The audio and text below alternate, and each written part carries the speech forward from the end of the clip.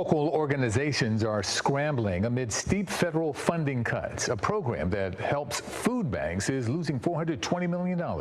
Another program that feeds school children in need of food is losing $660 million. As Delaware County reporter Madeline Wright explains, this comes as hunger is on the rise. Beef, bacon. Michael D'Angelo takes pride in serving his Delaware County community. He's a volunteer at Murphy's Giving Market, a food pantry in Upper Darby that helps nearly 3,000 people a month.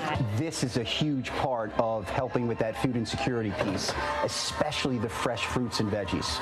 But the shelves here are emptier than usual. Desiree Murphy Morrisey, the founder of the food pantry, says her organization is starting to feel the effects of the U.S. Department of Agriculture's $1 billion cut in assistance. I'm extremely worried because a lot of our funding comes from the federal government by way of food banks, and if they're cut and we already don't have food right now to feed people, how much less will we have then? Another challenge facing the market, tariffs on foreign imports. These grapes come from Peru, and these bell peppers from Mexico.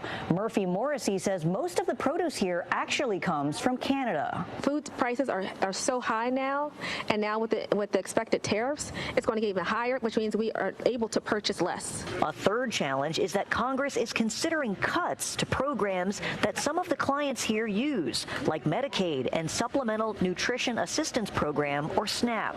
Despite the uncertainty, D'Angelo says families are grateful. I mean, nothing but smiles in the midst of pain and hunger and struggle. He's urging people to write letters to their representatives to voice support for the pantry, which is ramping up fundraising efforts. For now, he says he'll continue his work of stamping out hunger. In Upper Darby, Delaware County, Madeline Wright, CBS News, Philadelphia. Thank you, Joy. That was just so beautiful. The title of my sermon this morning is When the Need Arose, a Community Stood Up. We must carry each other's burdens.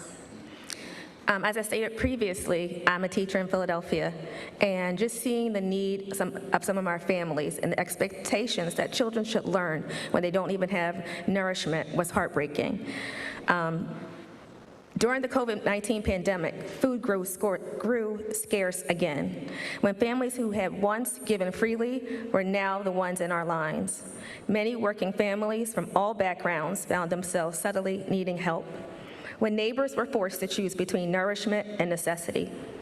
It was during this time that Murphy's Giving Market became more than just a food pantry. It became a refuge, a table in the wilderness, a place where dignity was never denied and hunger did not have the final word. You see, because of the concern for people and children not having food during the pandemic, that's how Murphy's officially started. It started with me just collecting food and reaching out to social workers at the schools to make sure that kids ate.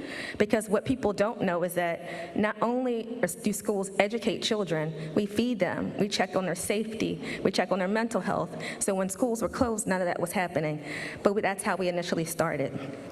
It was March 17th, after seeing all the posts on social media about why schools should remain open, that's when we decided to put together baskets to give to families.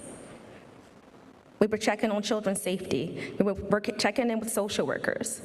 At first, we just intended to work with the social workers and get the food to the kids, but then it grew into much more. Many of the food pantries at that time closed because who runs food pantries? Seniors, people that are disabled, and those are the ones that were most vulnerable. So what we decided to do was bring all the food to my house in Upper Darby. And so in box trucks, every day, my neighbors hated me, the box trucks would pull up and we put pallets, my neighbors hate me anyway, but we put pallets down and we brought the food to the house, to the yard, to sort the food to give to pantries that were staying open. But what we found is that our neighbors, some of them that had the financial ability just didn't have access to food. So we were giving out the food to other churches, and it was one Latina lady that walked down the street, and she said, "Is this free?" And we said, "Yes." She said, "Can we have some?" And I said, "Sure." She said, "Can I call my sister?" Well, she has 75 sisters because I had a line. had a line down the street and around the corner within minutes, and it was just then that it clicked that we have to do something. For years, I've done food pantries and helped people reimagine how to serve people with dignity in Philadelphia, but I never did it in my backyard because of that neighbor. I just felt like we weren't wanted or welcomed in Upper Darby at first, but then I felt at home at that moment. So we were in the backyard for a year and a half, in 100-degree weather and 13-degree weather, sleet and snow, because people were still coming out because the need was just that great. We started with about 30-something families, and it grew to 110 Easter week of 2021. My neighbors hate me. And then I went on Fox News and they said, hey, Desiree, what do you need? I said, I need a building. I need a place to do this. I was supposed to do this for 2 weeks because the pandemic was 2 weeks. Then it was supposed to be 2 months because the pandemic was 2 months. And now it's become like my life. And Phil Abundance reached out because I had already worked with them, but some of the other partners, and they said, we're gonna help you get a building. If you find a building, we'll pay your rent for 2 years. And that's what they did. So in 2021 of July, we moved into that space where we are now. And in about 3 weeks, we'll be buying our building. Thank you.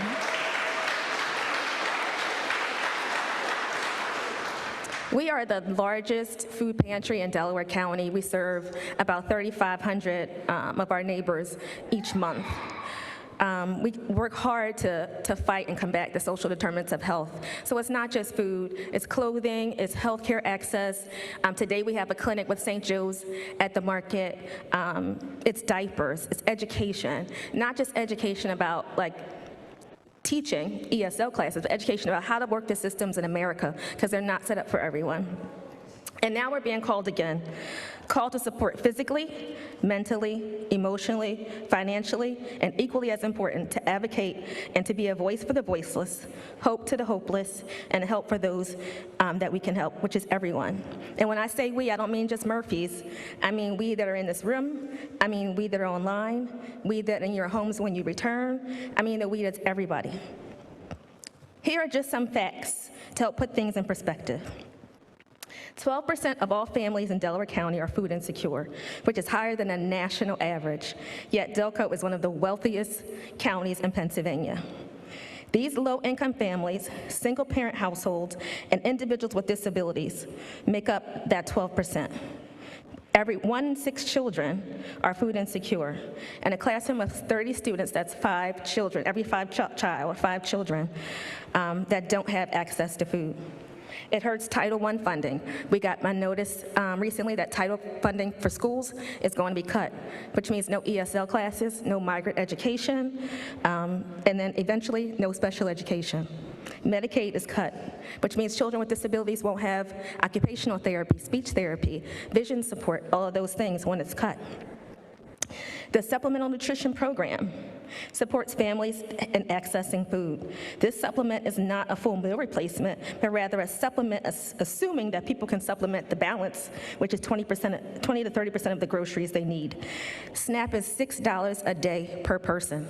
You cannot get a Wawa hoagie for $6, but yet we think that people should be able to purchase food for their families on $6 a day. Well, not we think, but somebody thinks that. Food insecurity rates have increased 44% over the last 2 years. The 2 years, it's higher now than it was during the pandemic. People of color are 3 times more likely to be food insecure. Community initiatives like food pantries, Media Food Bank, Murphy's, and others aim to improve access to nutritious food and raise awareness about food insecurity. These cuts would also mean job losses for those who are employed by those agencies such as SNAP and Medicaid. It would also make it very hard for individuals to receive access to health care. One other announcement that came this week is that undocumented children cannot go to school. They can't go to preschool because it's federally funded by Head Start. So that means half of our jobs in Head Start will be cut. That means children will not be educated. Another announcement that came this week is that people who are undocumented cannot have access to not just Medicaid, because they already don't, but they can't even visit a free health clinic. The health clinics will be shut down if they serve undocumented people. Undocumented is not illegal. We have to make sure that we fight to stop the federal cuts States had already strapped out. Pennsylvania cannot afford to take on the load of what the government was providing. It plans to extend work requirements to 64 and start at age 14, as if like our 14-year-olds can work right now, and go to school.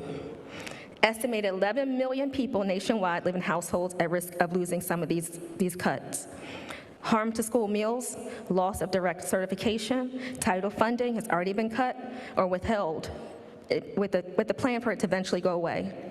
The Farm Bill has been cut. Cuts to Medicaid would be historic, over $700 billion, taking away benefits for many and cost prohibitive for all. Changes at the national level have rippled into our neighborhoods. Food programs have tightened or completely been eliminated. There's a difference between a food bank and a food pantry. A food bank is a supplier, like Phil Abundance and Share, who shares in Delaware County now. A food pantry are the distributors of the food. So if the suppliers are cut, then it's less for us to distribute. That means we have to purchase food because we're not going away. The USDA has reduced and the pressure is back on the states to fight for funding to feed their families. There is no nonprofit, there is no organization, and there's no state funding that can replace what's been cut by the federal government. In the past, we would spend about $3,000 a month supplementing our government food. Last month, we spent $7,000 a week. $7,000 a week is a lot, and that's just a supplement. Support systems, once accessible, now feel out of reach. Immigrant families facing increasing fear and uncertainty. Some are at risk and afraid to ask for help. Some already have been cut off, and some were never able to get help in the beginning. Some were never eligible. Some are fearing to leave their houses, so we're doing home deliveries. Fearing a place where they left a place of fear to come to America and be in fear. That's not my America. Some opting to self-deport because our country is worse than their own countries. At MGM, we are constantly challenged on how we can combat this administration. At times, we feel like we're just bobbing and weaving, like weebles, like we just keep going one way, but we're not going to fall down. While the current administration is making all these policies, I need you to hear this. No policy can silence compassion. No law can outlaw love. And this time, we have got to spread more love because love will conquer all. We, the people of this community, have shown before that when a child goes without breakfast, we show up with groceries. When a mother fears seeking help for her family, we surround her with safety. When Murphy's Given Market cried out for support, the community answered, not with charity, but with solidarity, commitment, and consistency. We are not here to wait for a rescue. We're here to be the rescue. Someone once asked if I thought poverty could ever be cured in America. If America would ever be free of poor financially. The answer is yes. If the most wealthy pay their taxes, that would be $275 billion, and no one would be poor. It only costs $277 billion. That means it's only $2 billion that the U.S. would have to pay to rid the United States of poverty. I don't think that'll ever happen because people get rich off the poor.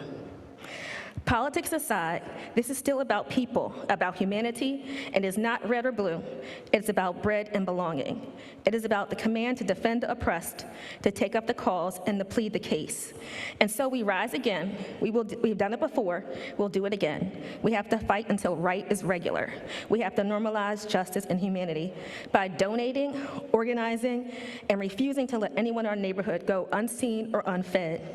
May your hearts reopen, may your hands be ready, and may Murphy's Market continue to be a sanctuary of justice and mercy and unwavering love. And before I close, I want to tell you a story about Rosemary. Rosemary came to Murphy's Market about 2 years ago from Venezuela. She was here seeking asylum. Rosemary brought her husband. Rosemary would volunteer, he would volunteer. And one day, Rosemary came to us, and she was all distraught. And I said, what's the matter? And she said, I'm pregnant, but I don't have health care. And I said, Rosemary, you have 4 children in Venezuela that you can't take care of. You're here, you're struggling. Why are you having another baby? And she said, I don't have a choice in America. I can't get health care, so I can't get birth control. And if I can't afford condoms, so we start giving out condoms now because people just don't have choices. So Mary volunteered with us. We carried her through her labor and delivery. We held her baby as she shopped or she volunteered. And Rosemary called us in distress a few months ago because her neighbors were fighting. And her neighbors, the husband was hurting the wife. And so her husband called the police. And somehow the police decided they wanted to detain him. So Rosemary called upset. We went to court with them. Rosemary is spicy. She knows her rights. We do know your rights trainings. And when the judge went to hear the case, ICE came in and took her husband. The judge wasn't even allowed to hear the case. Rosemary got upset and hit one of the ICE officers. He pointed at her. She became instantly fearful. Rosemary developed a plan with us that if she were to be detained, we would keep her American-born baby until we can get the baby to her to safety.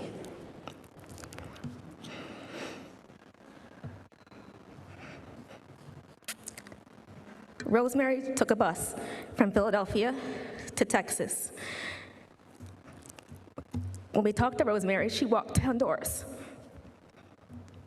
and to get back to Venezuela. That was the last time we spoke to Rosemary. We pray every day that she made it back home with her baby on her back with nothing. That is not the America that I want to live in. I hope to see Rosemary one day. Thank you.